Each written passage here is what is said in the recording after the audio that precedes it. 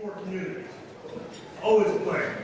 A lot of new faces, a lot of older faces. So welcome back. Welcome back. Ladies and gentlemen, we receive a lot of support when we have our professional dinners, and tonight is no different. Chairman Alley, sir, it's a pleasure to have your staff work with us the way they have in the last couple of weeks, putting this professional dinner on for you tonight, and we thank you for the opportunity to do and bring your friends together for this occasion of occasions. Honor the best of the best. Thank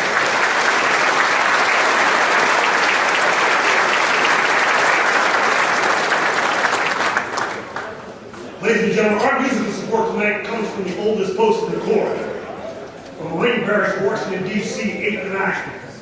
Ladies and gentlemen, please help me welcome one of the directions from Master Sergeant Troxel from Washington, as you work in Seattle, Washington, Marine Band Quintet. Gentlemen.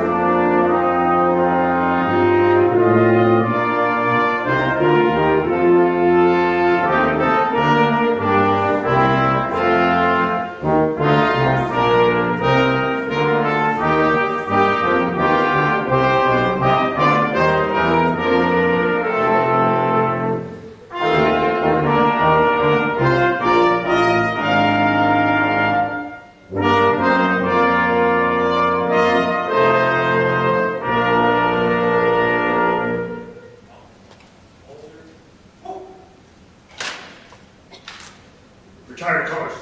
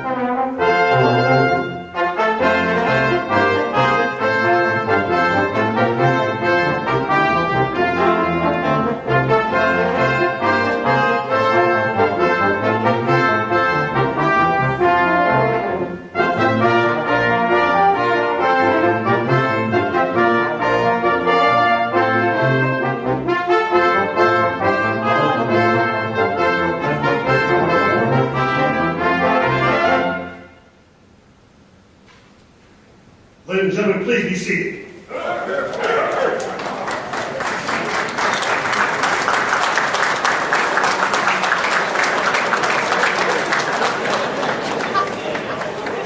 Ladies and gentlemen, it's my pleasure to introduce my boss, Major General Ed Usher. Sorry.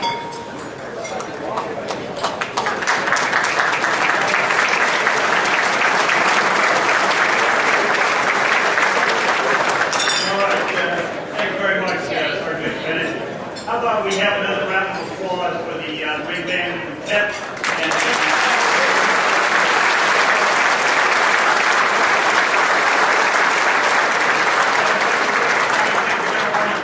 United States Marine Corps retired, who added his rich voice to that to the music tonight. Arnie, where are you? I can hear you. Right there.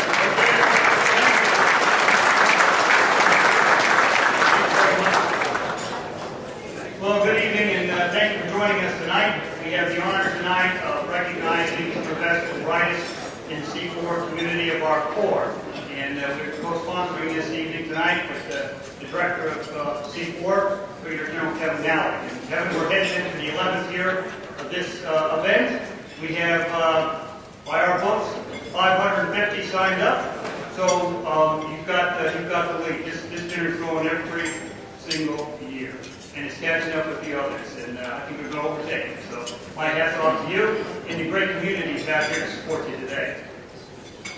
We're honored to have our esteemed Assistant Commandant with us tonight, General J. Paxton. General Paxton, thank you very much for joining us and making time in your schedule to be here. That means a lot to us. We look forward to your remarks a little later on this evening. Thanks, Jay. I'd like to recognize Major General Barry Jenkins, our chairman. What's going on back there? Our chairman of the Board of Directors of the Marine Corps Association Foundation. Barry, as always, thank you very much for joining us.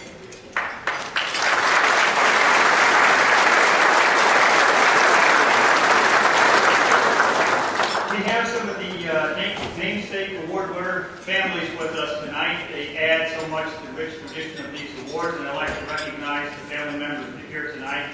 Representing the Lieutenant Colonel Kevin Shea Memorial Unit Award is his wife Amy, daughter Brenna, and their son Michael.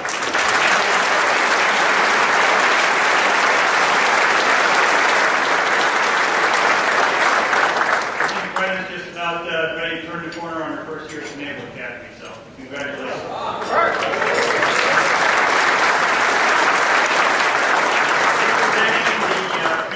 PFC Herbert A. Littleton Awards for Operational Excellence are Donald Littleton and Paulette Blige. Thank you for joining us.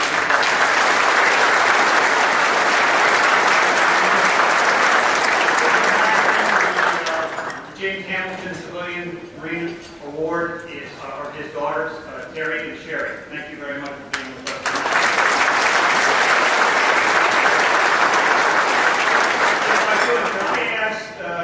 Those family members, as well as the family members of our award winners who will be recognized here tonight. Could I ask you all just stand up so we could just get a look at you and give you a round of applause.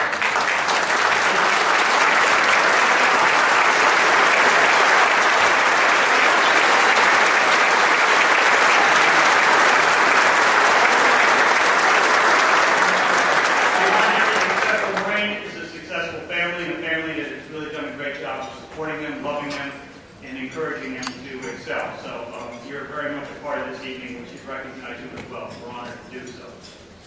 On the back of your dinner program, you'll see our premier corporate sponsors. They're listed on the back. Our sponsors, those sponsors, as well as our great Marine Corps Association members and their membership dues, all help to make these awards possible, and these dinners tonight possible that we're having, as well as our other programs that we execute through the foundation. We've done quite a bit last year for a little bitty foundation that just started, but on the road to $900,000 in support to helping our Marines grow in their profession, so we're honored to do that. I'd like to welcome some of our first-time event sponsors, T-Mobile, WWT, and Telecom Systems. So thank you for joining us.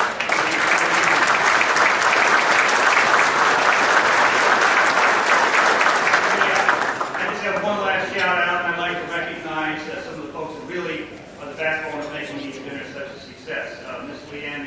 Mitchell, Sarah Cohen, and we've got about 15, 20 of our MCA staff here.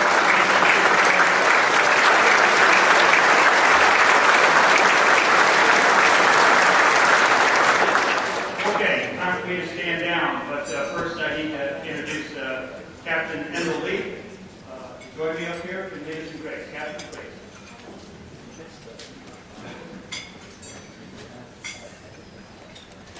Please join me in prayer. Almighty God, Commander of all life and Supreme Communicator, pause in this moment, invite you to join us as we celebrate excellence in this room tonight. We ask that you would bless our time together from the musical entrees that have been provided through the dessert. Use the fellowship around our table to inspire us as we look on and listen to what has been accomplished in the past by sacrifices of those for whom these awards are named, and by the devotion of these who will be named tonight as recipients.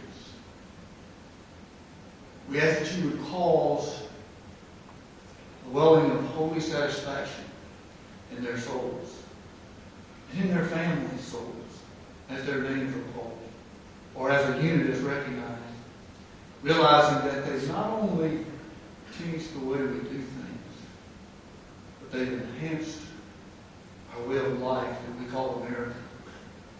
And they've contributed to protecting our freedoms in even greater ways, so that that flag can still wave. And not only does it wave, but what it represents spreads across our globe. Thank you for these who have affected common moments of our day as we exchange and communicate in basic ways. And also for the ways that these achievements will save lives and create survival in combat. Lord, thank you for that diligence, that patriotism that accompanies it. Now we ask that you would give us clear ears, sharp eyes, keen minds, and a heart full of courage to accomplish the mission set before us tonight in this room as we celebrate, and also tomorrow as we continue to catapult forward future generations what we taste here tonight. We pray this all according to your great grace and your mercy. Amen. So first off, I want to thank Amy. Amy, it's great that you're back. I know last year you told me you may not come back, but it's great that you're back. So in honor of your husband,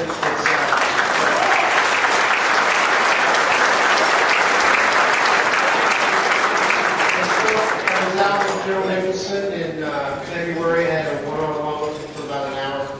Spoke very highly of you, and he sends regrets that he could not be here tonight in honor of your husband. So I just wanted to pass that on personally because he did send me a note. Michael Jr., you keep growing taller and taller. And I'm telling you, if you want to be a sniper, you and I have to talk one-on-one, because would you rather be in charge of one rifle or 13 rifles? That's right! So we need to have a chat, okay? But Michael he's going to the prom this year. He has a date. He's not disclosed to me nor his mother what he's going to do after the prom. So, Michael, yeah. Brett is here from the Naval Academy. She's finishing up her first year, so congratulations to you.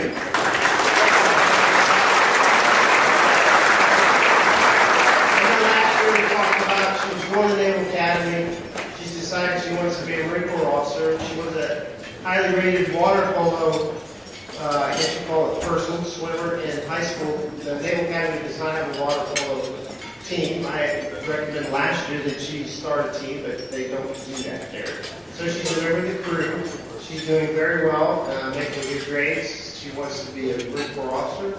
She's a history major. She still was required to take physics and math and did well in calculus. So, Brenna, my hat's off to you. I know you're new late in the academy. I called the Commandant today. He has no idea where you're at.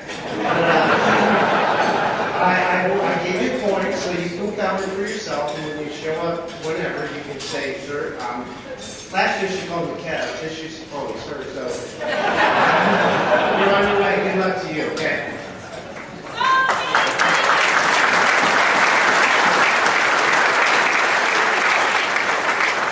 General Usher, to you, Leanne, and your whole MCA Association, thank you very much. I know you all do 99% of this. I know we do this as student cert guards, but every year it gets bigger and bigger and better and better, so thank you very, very much. And I will have to say, I know General Faulkner's here. I did go to his INL dinner. I met with General Usher on Monday. I met with Leanne today. She said we had 555 signed up. Yes, not counting military. And where's Joe Faulkner? There he is. Sir, thank you for coming, but we are virtually neck and neck for second place. So my goal is next year, so I'll be one year, is to be second. Okay? So you all have to help me.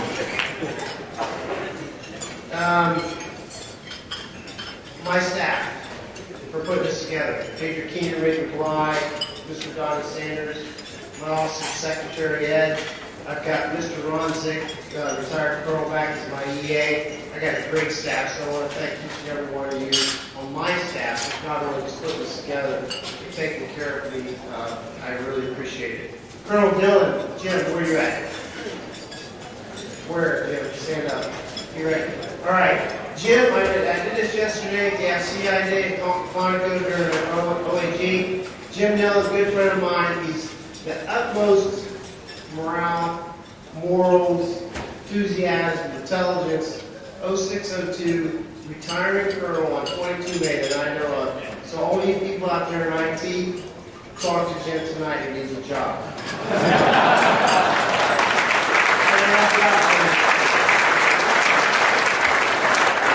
We did have our IT, or our OAG Operational Advisory Group for C4CIO this week, so it went very well. But a couple things for industry, and I said I will be brief, but you can't do cyber without IT.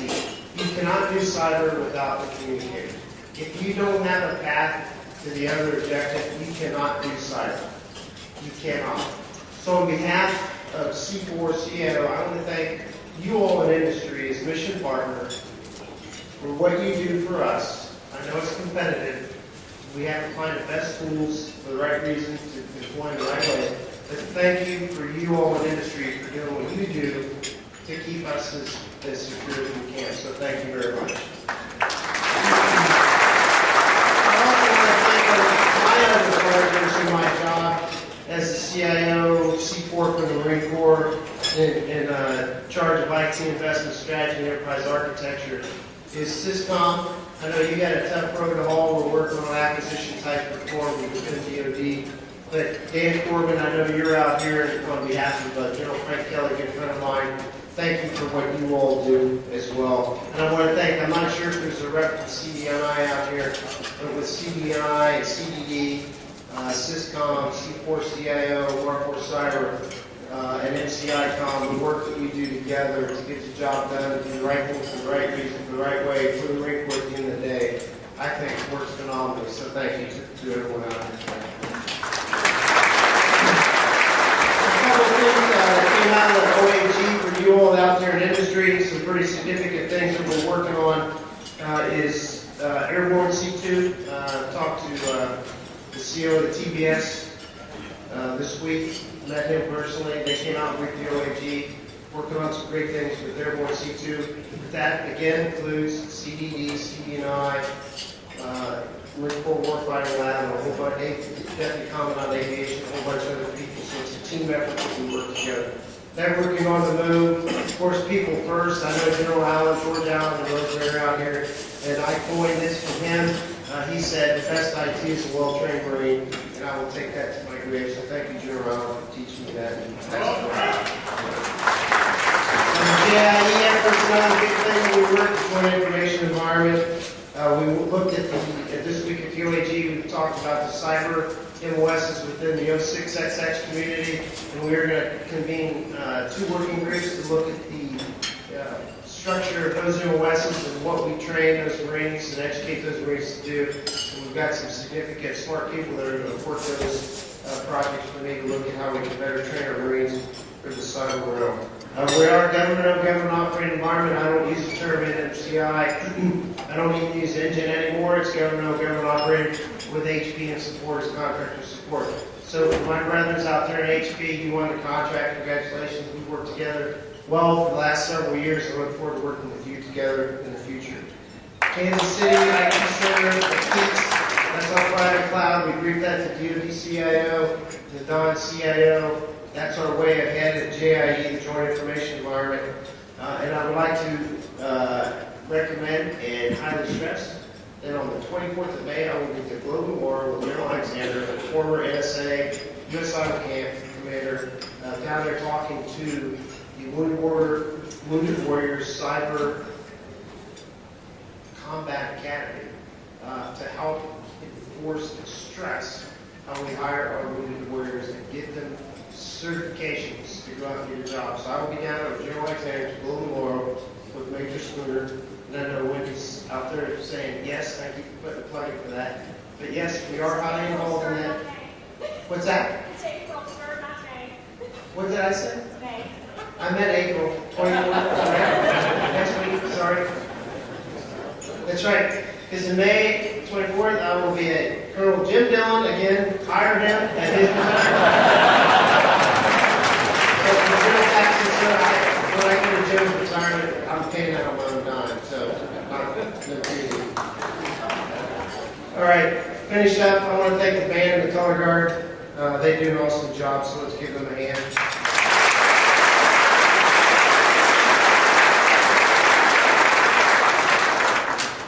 Again, you can't do any cyber stuff without IT in the comm community, and cyber is one of the only growing specialties within DoD. Last year, General retired George Flynn, good friend of mine, was sitting at that table with me. And when I got up and gave my spiel like I'm doing now, and then I sat down, and then Paxton spoke, I said, I've known General Flynn since I was a captain. He was amazing. I said, how did I do, sir? He said, I'll give you a B+. He said, but you're competing against General Paxton. He's always an A+ kind of guy as a speaker. So I told General Flynn, I said, but a B+ gets you a college degree. So I'm okay with that. I know a lot of you, when I'm speaking to industry, trust me, I'll be done in 90 seconds. I know when I talk to you, you've known me for 4 years, I'll be here another year, and I know that you always kind of just rumor mill or whatever, you come up with what's your future, et cetera, et cetera, et cetera. So on behalf of my peers that I came in as a 1-star with, I'm very congratulatory to them for making 2 stars. I did not get selected for 2 stars. However, there's a good story to that. And no, I'm serious. Trust me, you're going to hear it. I am now the senior 1-star in the United States.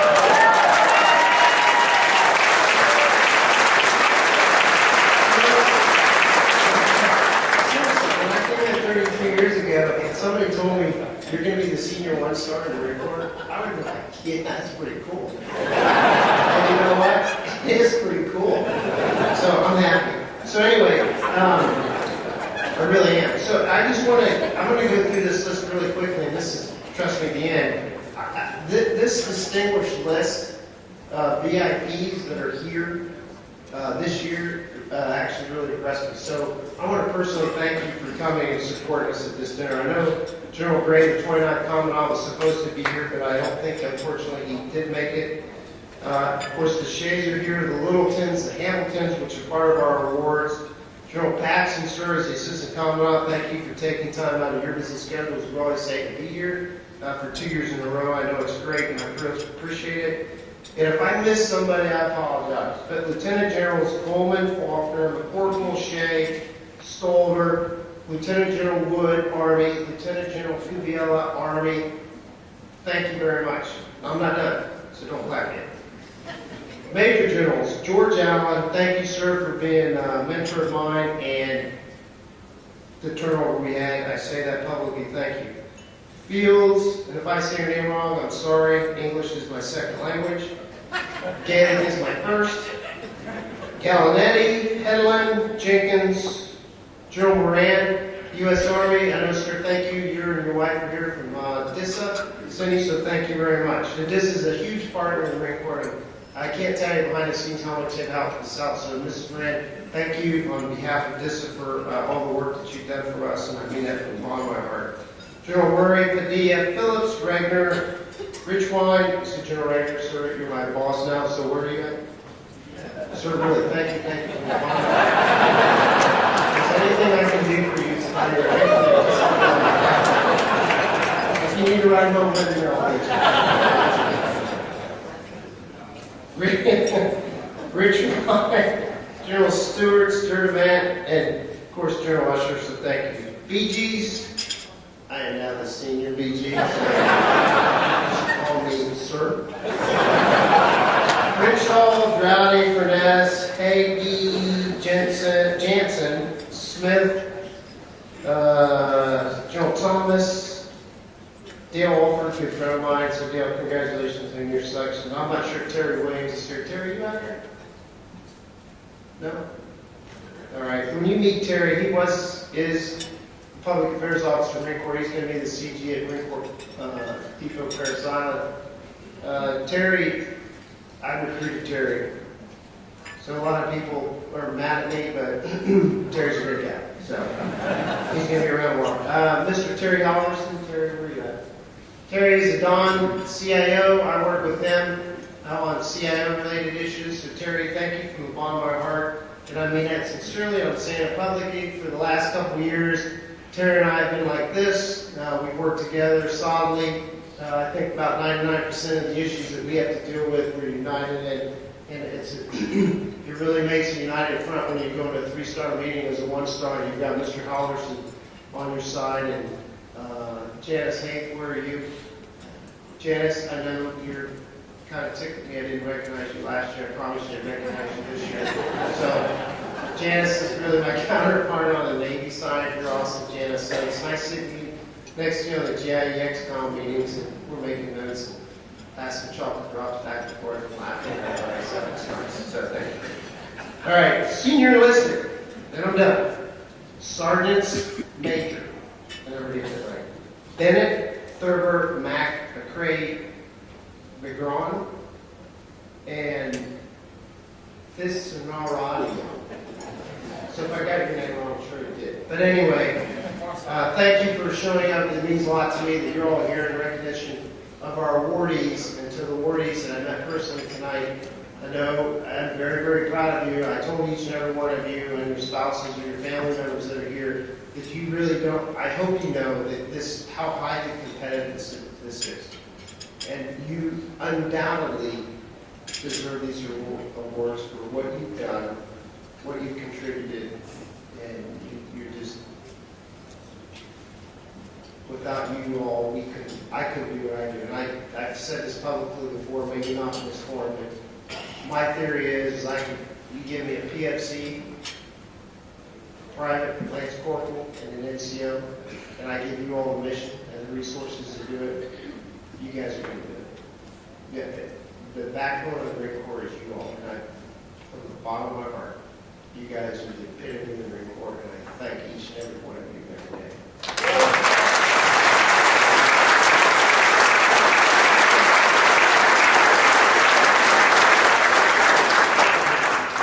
You guys are awesome. All right, so I'm supposed to introduce the Assistant Commandant of the Marine Corps, General Paxton. You all know General Paxton. I'm not going to read his bio. He's my other boss. Great guy, great man, great gentleman. Sir.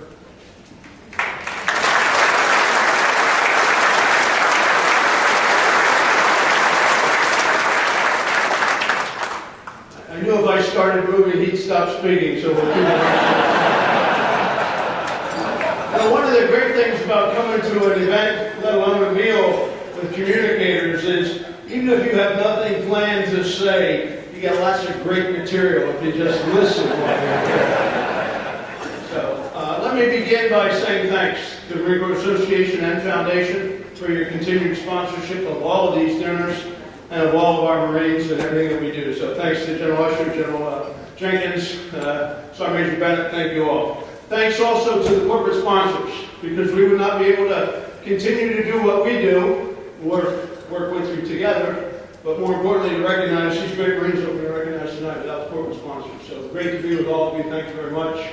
And I echo the comments and the sentiments from the podium earlier about the families of those in whose name we recognize these great Marines today. I was joking with the Shea family earlier, the first time I met them, which was in 2005 out in MCA&F, San Diego, and now one of them was at the Naval Academy.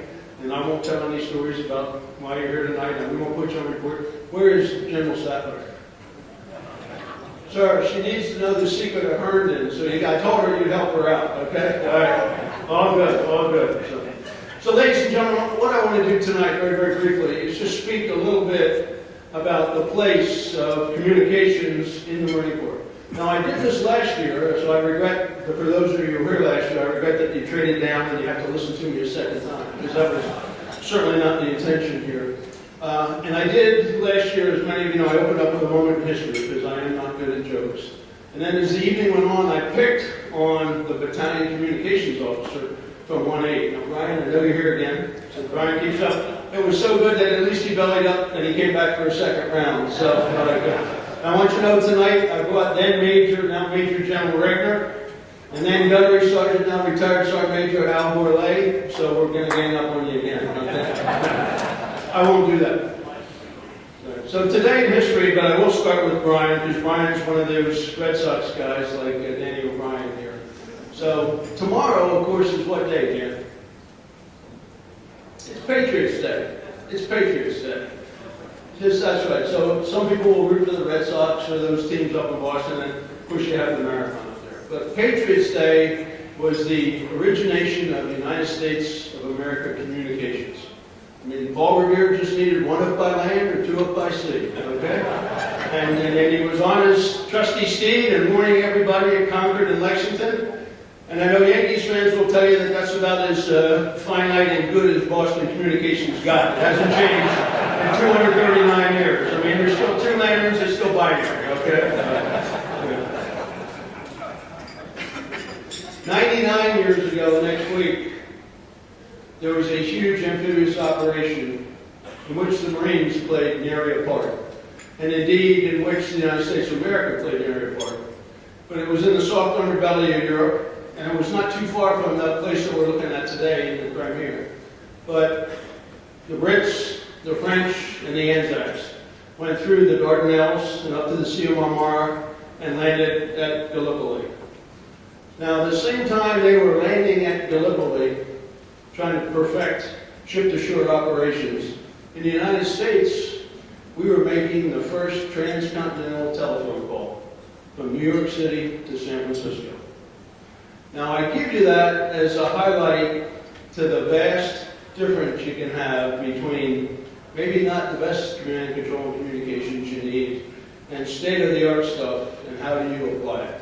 And that's what I'd like to talk about for just a few minutes today.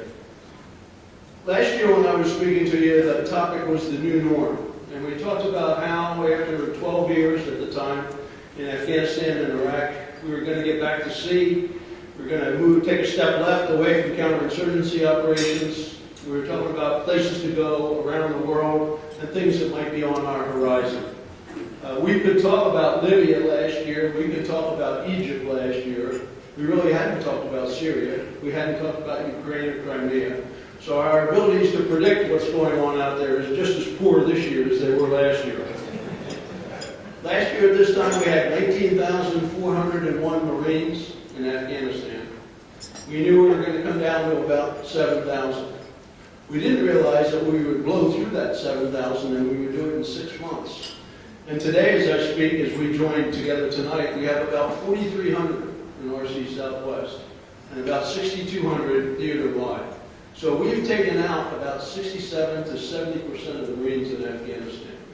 Now I'm going to come back and talk about what that means for the United States of America, the United States Marine Corps, and the communications industry, if you will. But I want to talk about what we're going to do in the stead as we come out of Afghanistan. We talked last year about the new norm. Well, we have demonstrated the new norm twice in the year since then. In November, the 3rd Marine Expeditionary Brigade was getting ready to celebrate Thanksgiving in Okinawa, when all of a sudden the weather prognosticators talked about this super typhoon that we had never seen one the likes of before was going to make landfall. And it went ripping through Damian and Tacloban in the Philippines. Thousands killed. Within 5.5 hours, the 3rd Marine Expeditionary Brigade was on B-22 aircraft going to the Philippines, where they spent the better part of the next 2.5 to 3 weeks. But they did that by having not only a good plan, but the communications and the command and control that supported the plan. As I said last year, you can't command unless you can control, and you can't control unless you can communicate. And Brigadier General Paul Kennedy had figured all of that out with 3rd Med. And in 5.5 hours, they had B-22s on the deck in the Philippines, and they were starting one of the largest humanitarian assistance disaster relief operations that we have done in many, many years anywhere in the world. 3 weeks after that, we had some special ops units that were getting ready to go in to Juba in South Sudan and to help with a mission in there. And they came under fire on short final at the Strip. And some were injured, and the aircraft was bullet riddled, and had to turn around and come back. As it turned out, we had some Marines in Special Purpose MCA&F Africa who were in Entebbe at the time, to include a corpsman, who were able to treat them when they landed there. But then the issue became, what is really going on in Juba and South Sudan? What do we need to posture down there, and who can do it? Well, the Marines had followed up on the topics we talked about last year on the new norm. And we had Special Purpose Contingency MCA&F, and it was split between 2 countries in Europe who are delighted to host us, but not always delighted to have the press, okay? But we had at the time, almost a battalion's worth of Marines split between these 2 countries. In 36 hours overall, and in about 15.5 hours flying time, we were able to get a company reinforced of Marines from country A to country B, an air-to-air refuel into country C, a second plug and a refuel, and then into Djibouti, and then from Djibouti to Entebbe to Juba. 3,600 miles in 15.5 hours. 3,600 miles in 15.5 hours. First off, no other country in the world can do that. Second off, as great as our brothers and sisters are, Army, Air Force, no other service can do that. And that's because of the B-22, the range, the lift, the payload. All right? But in order to make all that happen, it's great to have a plan, but you got to be able to talk. You got to be able to talk. And that was executed because the Special Purpose MCA&F had a comm plan that would make that work. From 5 countries and 36 hours of distance and movement and 15.5 hours of flying time. That's what this is all about. And what I'd like to do now is give you 6 examples of things that we are doing as we speak around the country and around the globe, thanks to everyone in the room, and thanks particularly to some of these great Marines that we're going to recognize, that will take our command and control communications into the next century, and hopefully have us using coast-to-coast telephones at the same time everybody else is using rowboats and ropes and ladders to go ashore. Okay? So let me start initially with Afghanistan. That's where we were a couple minutes ago. So as we move down in Afghanistan, the U.S. is part of the NATO coalition over there. And in RC Southwest, the United States Marine Corps may not necessarily be the biggest footprint and the biggest provider of combat power on the ground. So now, speaking of combat power, Michael, I want to let you know, I know what he just told you a minute ago about the difference between a sniper and a squad leader or a communicator. I just want you to know, as a grunt, if you're a sniper and you got a rifle, it doesn't matter who else is out there. You can do anything you want, and they will cower in fear, okay? Okay, so it is a double aspiration, right? So today in Afghanistan, believe it or not, we have alternately 2 Marine battalions over there. We have 1-9 and 3-7, both doing great things. 1-9's on its way back. 3-7's figuring out the route. But at the same time, we have 2 battalions of soldiers from Georgia. from the Republic of Georgia. Now, that creates its own unique command and control. But we embed Marines with them. At Vaziani, at Kritsiani, we work through the PTP process, the pre-deployment training, and we work and train the Georgians long before they ever get down into Afghanistan. But when they get down there, they're using our gear. So some of our Cape sets, some of our Harris radios, okay? They're using our gear and taking our training to the next level. The Georgian battalions down there are working through, not SIPR, but NATO Type 2 encrypted classified gear to send all their SIPREPs. Because we train them. Hardware, software training, install, operate, maintain. Marines and Georgians. At the same time they're sending the SIPREPs to IJC and ISAF, they have an HF with a dipole antenna sending it back to Georgia.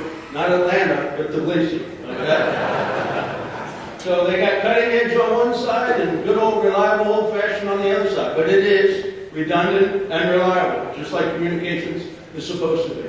Folks, we have bridged the gap. The Georgians are learning. We are great allies and partners and trainers and teachers, and it's working. State of the art. So that's Afghanistan. At the same time that's going on in Afghanistan, we have Steel Night going out on the West Coast. 1 First Mardiv. This particular Steel Night this year, we have 4 regiments, 6 battalions, and 6 squadrons moving across the high desert. And as General Nally said a couple minutes ago, NOTM, network on the move. Not mobile, shut it down, displace it, stand it up again, but on the move. Network, SIPR, voice, data, across the high desert. That's getting us ready for the next generation. The wing, the division, the MLG, the MAGTF. State of the art. So there's the second example. Third example, ship to shore. We are working with Bold Alligator, with our naval counterparts at Fleet Forces Command, and then we're also working with African Lion, with our partners in Morocco. But in these cases, in Bold Alligator, first and foremost, we're working live, virtual, and constructive, LVC, all at the same time. Nipper and Sipper, over the horizon, actually slinging lead, shooting, simulating movements with units that aren't firing, and then doing constructive units, whether it's coalition, allied partners, all at the same time. Because of the gear, because of the training, because of the equipment. Another example. Now, the last example I have is one that General Nally brought up, and I know Colonel Negrossier is here too. But besides training on the ground, besides training ship to shore, we're actually training the individual. And we're setting the bar pretty high for what the expectations are for not only the individual leader, but the command and control expert, be it a corporal or be it a lieutenant colonel that's going to support the leader. So right now we're doing long distance raids at the infantry officers course in Quantico. We did one set that went from Quantico down to Paris Island. We did another set that went from Quantico out to Yuma. We did a third set that went from Quantico to San Clemente Island. And we're using those B-22s, 550 plus miles at a leg, plugging as you go, using a C9 tough book laptop. So we can do imagery, we can do SITREPs, we can do communications on the move, we can do planning on the move. Unheard of before. For many here, it's something that years ago you saw in a James Bond movie where you think only JSOC does that today.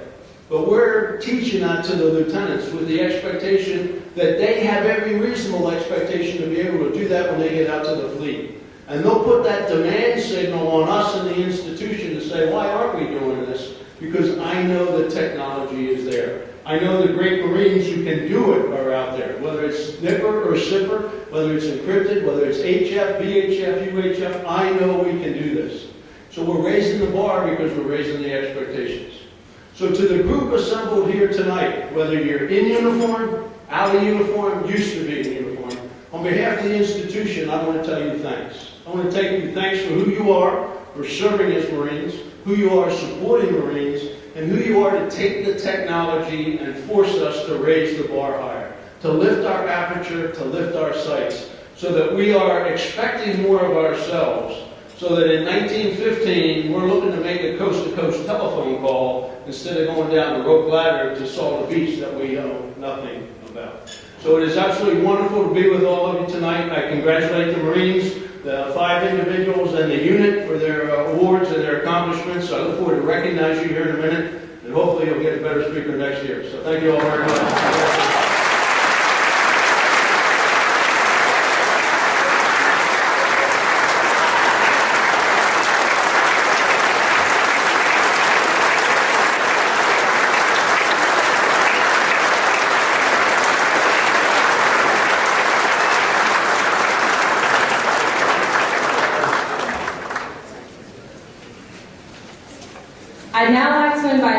Veteran Sergeant Richard, C4 Communications Chief, General Gray, and Mr. Michael Fitz, Vice President of Sprint Nextel Business Solutions and Commercialization, to join the official party on stage to present the General Al Gray Award.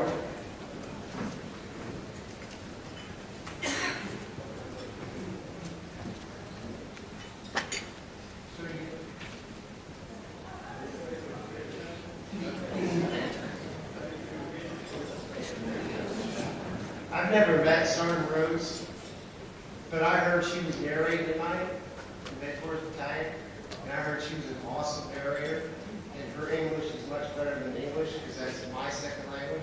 So on behalf of C4 and my Master Mayor Center, I want to give you one of my voice. Thank you for spending tonight out of your schedule to be here with us.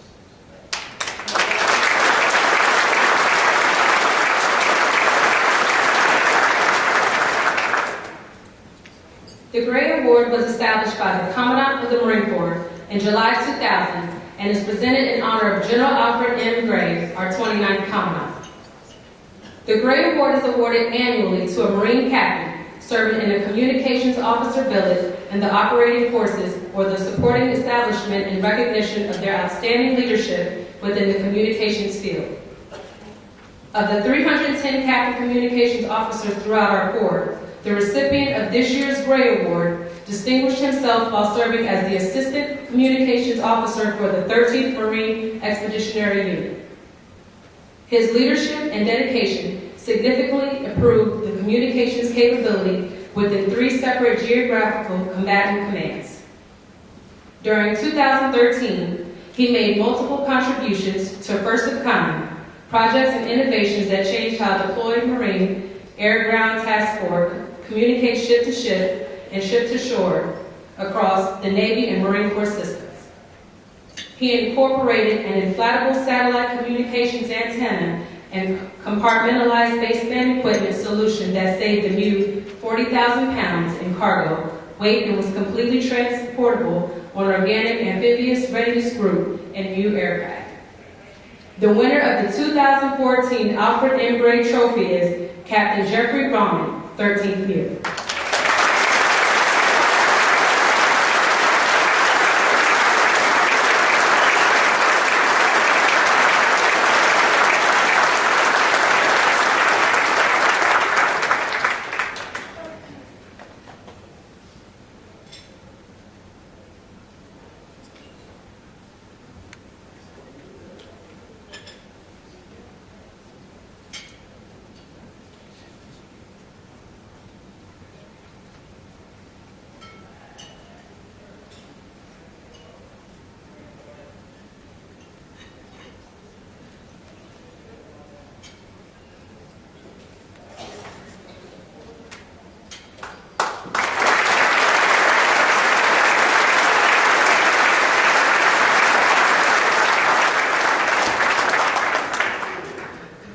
The James Hamilton Information Technology Management Civilian of the Year Award is presented annually in honor of James Hamilton and recognizes a civilian Marine who performs special acts of noteworthy leadership and technological innovations to support the command's IT mission.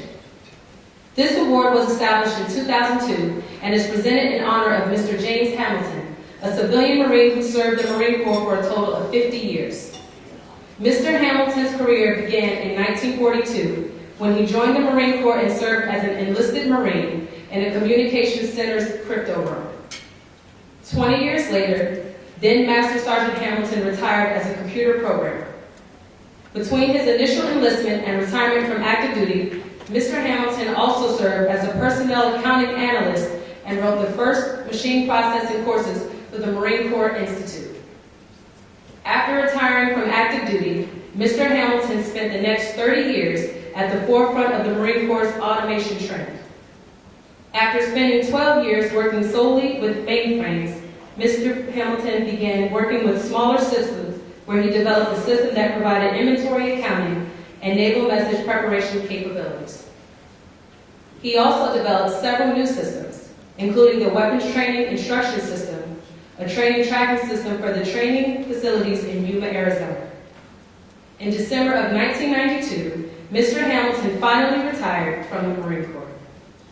At the time of his retirement, he was the head of Manpower Section at the Marine Corps Computer and Telecommunications Activity. Tonight, we are privileged to have members of the Hamilton family in attendance. Please stand.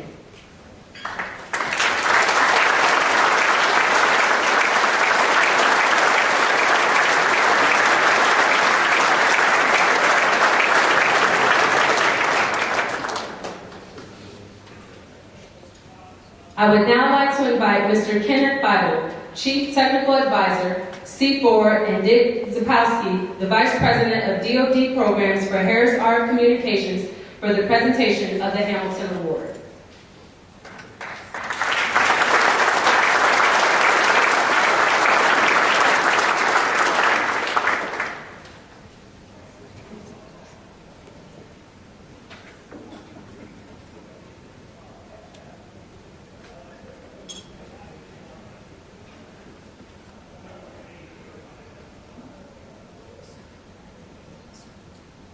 This year's Hamilton Award is given to a Supervisory Information Technology Specialist in Policy and Planning Division of Headquarters Marine Corps, C4. He was responsible for planning the transition from the Navy Marine Corps Institute Continuity Services Contract Network for support model to a government.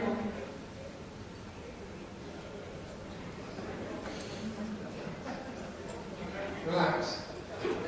I got this one. Carl, come on up.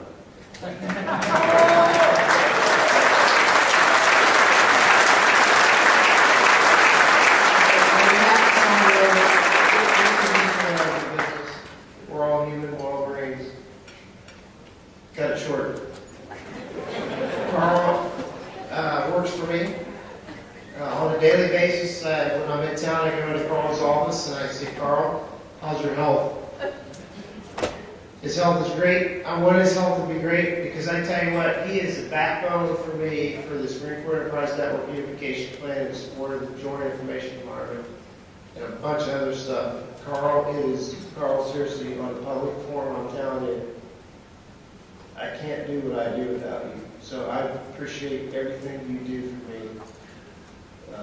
And I know you work your butt off.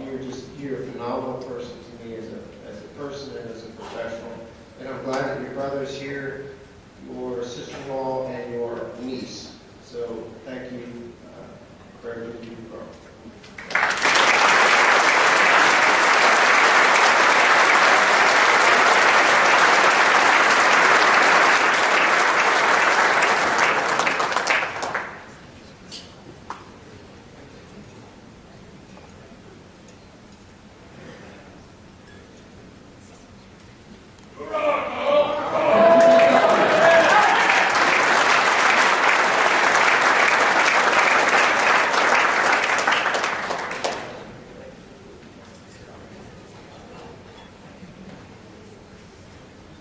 The PSC Herbert A. Littleton Enlisted Communications Award are presented annually to honor a staff non-commissioned officer and a non-commissioned officer for operational communications excellence and a non-commissioned officer for electronics maintenance excellence.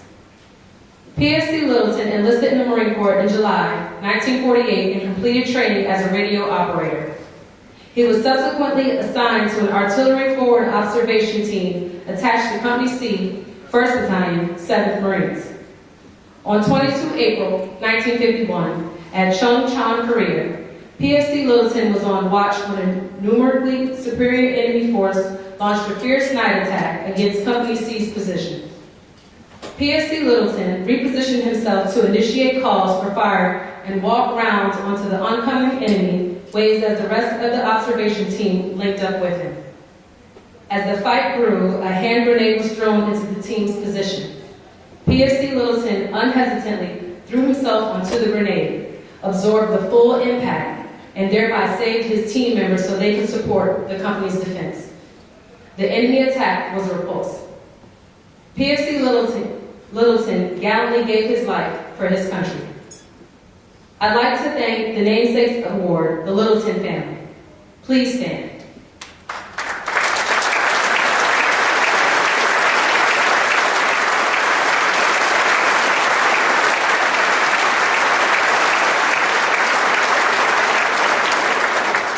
Thank you for your continued support.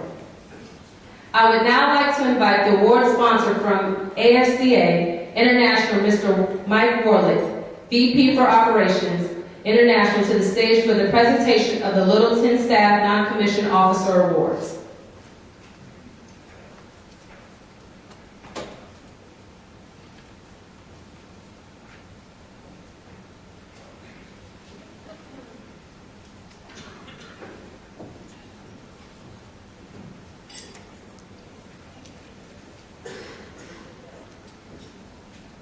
This year's recipient of the Littleton Enlisted Communications Award for Staff NCOs serves as the Communications Chief for 1st Battalion, 4th Marines. He was directly responsible for establishing and maintaining a complex single-channel radio, wire, and data network architecture that supported the battalion landing team commander, staff, and 7 independent maneuver elements. Faced with restricted space for embarkation aboard ship, he used his creativity to design a command and control system that transformed a fixed-site system into a lightweight expeditionary C-2 suite capable of supporting the BLT dispersed across 4 continents. During a combined arms training exercise, his technical acumen was instrumental in installing and integrating a single-channel radio and data network into the MV-22 OC spray variant, which had yet to be demonstrated. The 2014 recipient of the Littleton Staff Non-Commissioned Officer Communications Award is Master Sergeant Bradley Faulkner, 1st Battalion, 4th Marines.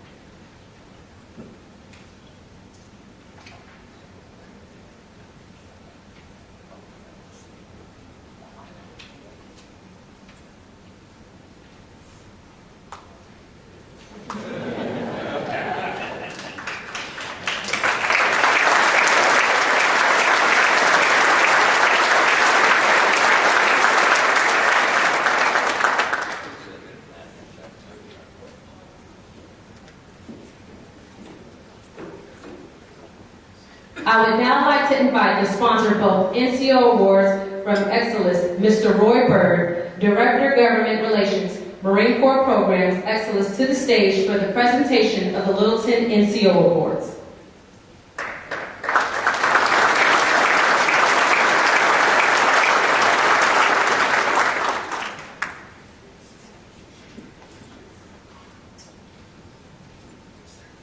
Our next 2 awards are the Littleton Trophies for our non-commissioned officers.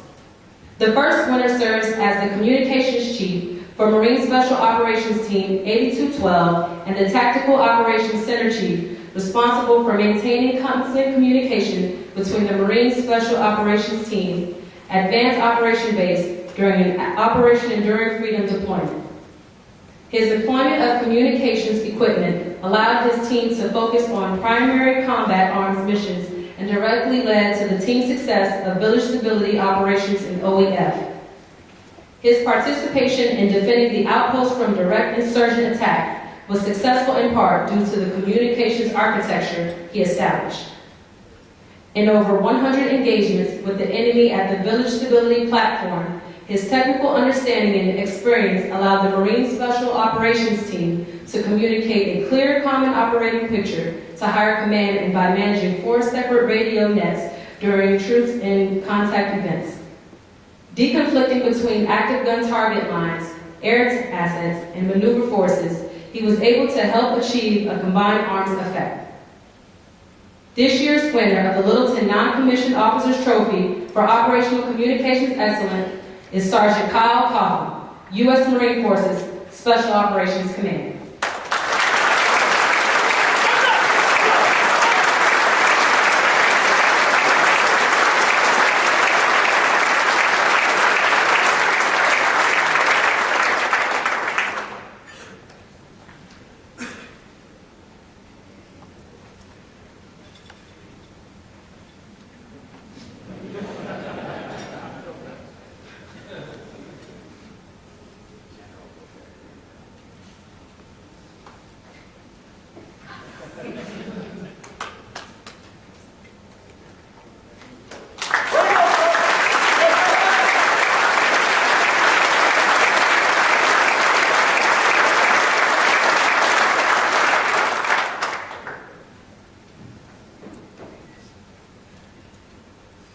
Our final Lieutenant Award is given to a non-commissioned officer for electronics maintenance excellence.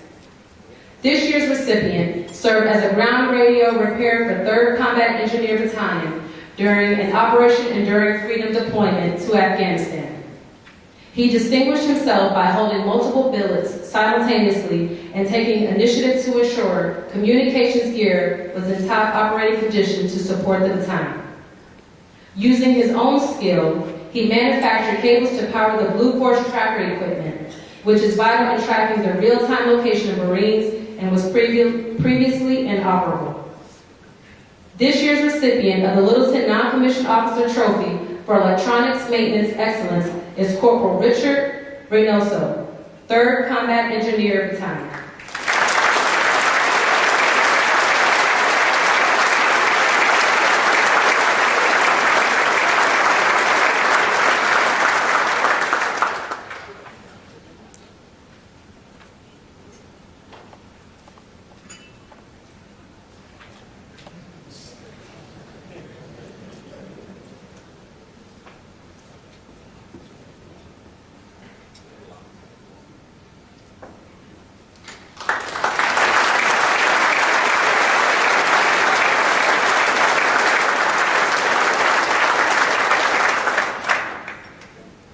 Our final presentation is the Lieutenant Colonel Kevin M. Shea Memorial Unit Award. Lieutenant Colonel Shea enlisted in the U.S. Air Force in 1984 and received an appointment to the Air Force Academy in 1985. In 1989, he was granted an inter-service transfer and upon graduation was commissioned as a 2nd Lieutenant in the United States Marine Corps. Over the course of his career, Lieutenant Colonel Shea served with the 9th Communications Battalion, 1st Force Reconnaissance Company, the Joint Communications Support Element, the U.S. Naval Academy, and the 1st Marine Regiment. While serving as the 1st Marine Regiment Communications Officer, Lieutenant Colonel Shea was mortally wounded during combat operations in the Al-Anbar province, Iraq. In his honor and memory, the Marine Corps created the Lieutenant Colonel Kevin M. Shea Memorial Unit Award. This award recognizes the Marine Corps Communications or Information Technology Unit or organization within the operating forces or supporting establishment that has distinguished itself by making the most outstanding contributions to the Marine Corps C4 field in the development of advanced concepts, doctrine, technology, or procedures that improve Marine Corps C4, and by demonstrating continual resourcefulness and responsiveness while supporting the warfighter in tactical, operational, or strategic environmental. I'd like to now invite Mrs. Amy Shea and the Shea family to the stage, along with Mr. Joe Sinful, VP-GM of Command and Control Systems, Bay Electronic Systems, and award sponsor, to the stage.